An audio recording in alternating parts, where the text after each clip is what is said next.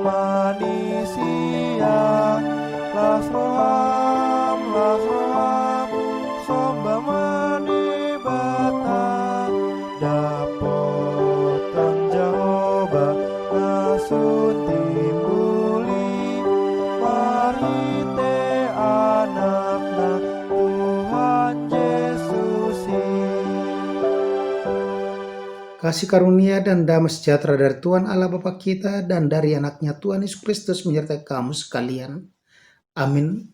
Damang Dainang firman Tuhan untuk kita pada hari Rabu 14 Desember 2022 tertulis dalam Efesus 2 ayat 4. Tetapi Allah yang kaya dengan rahmat oleh karena kasih-Nya yang besar yang dilimpahkannya kepada kita.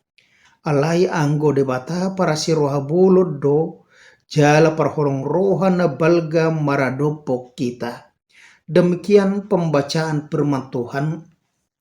Sebuah lagu rohani yang dulu dipopulerkan oleh Nainggolan Sister berbicara seperti ini. Dulu aku jauh dari jalan surga, hidup hanya untuk diri kita sendiri. Tapi kini aku ditangkap Tuhan untuk bekerja di ladang Tuhan. Di mana dikatakan bahwa melalui lagu itu diungkapkan bahwa ada perubahan, ada pertobatan, ada koreksi akan jalan kehidupannya sehingga dia berbalik ke arah yang baik, dan itu semuanya adalah dilakukan oleh Tuhan melalui Roh Kudus-Nya. Firman Tuhan hari ini juga mengingatkan kepada kita bahwa di dalam kehidupan kita berlaku kasih karunia Allah yang melebihi murkanya. Paulus kepada jemaat Efesus mengatakan bahwa kalau kamu dahulu sudah mati karena pelanggaran-pelanggaran dan dosa-dosamu, tetapi kamu hidup di dalamnya karena kamu mengikuti jalan dunia,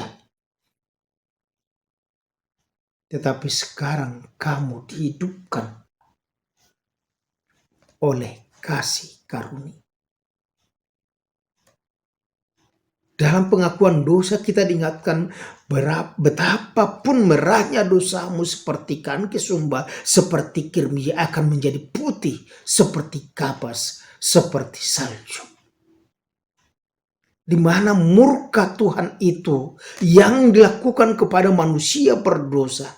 Tetapi itu bukan air segala-galanya karena lebih besar kasih setianya kepada manusia yang berdosa. Sehingga dia memberikan anak tunggalnya untuk menjadi korban penebusan dosa, korban perdamaian bagi Allah kepada manusia.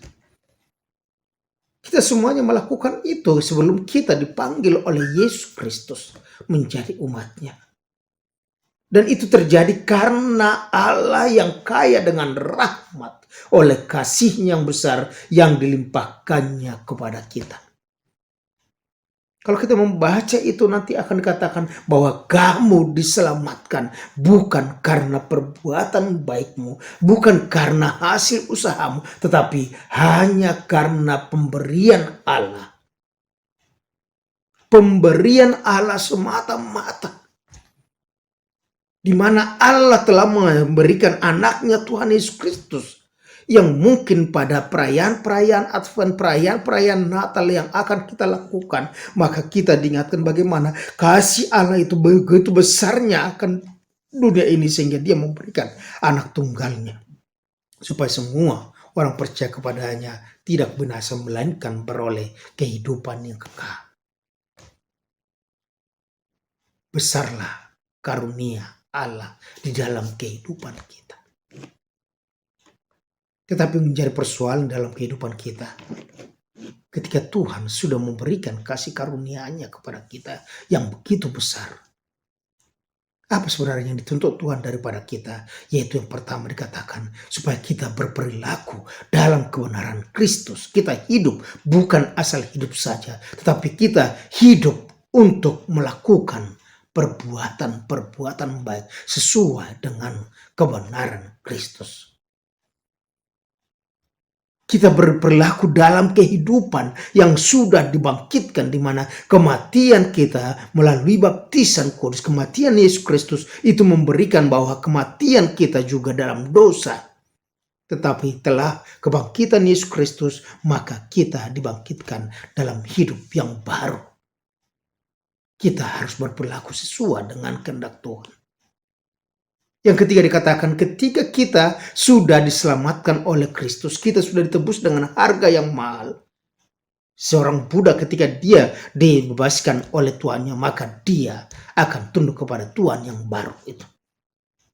Seluruh kehidupannya akan diserahkan. Itu sebabnya dikatakan kepada kita, kita adalah hamba-hamba Tuhan yang sudah ditebus dari dosa, iblis dan maut. Oleh karena itu kita akan menjadi hamba-hamba Tuhan, hamba-hamba Allah yang akan melayani Tuhan dengan sungguh-sungguh.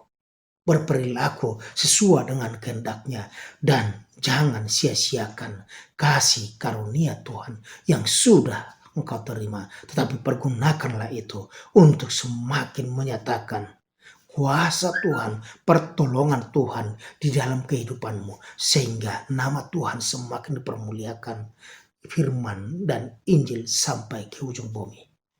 Amin. Terima kasih Tuhan, hari ini kami merasakan begitu besar kasih setiamu, kasih karunia yang kau limpahkan kepada kami orang berdosa, sehingga kami menjadi anak-anak-Mu. Oleh karena itu, biarkan Roh Kudus bekerja dalam hati kami supaya kami berperilaku sesuai dengan kehendak Tuhan.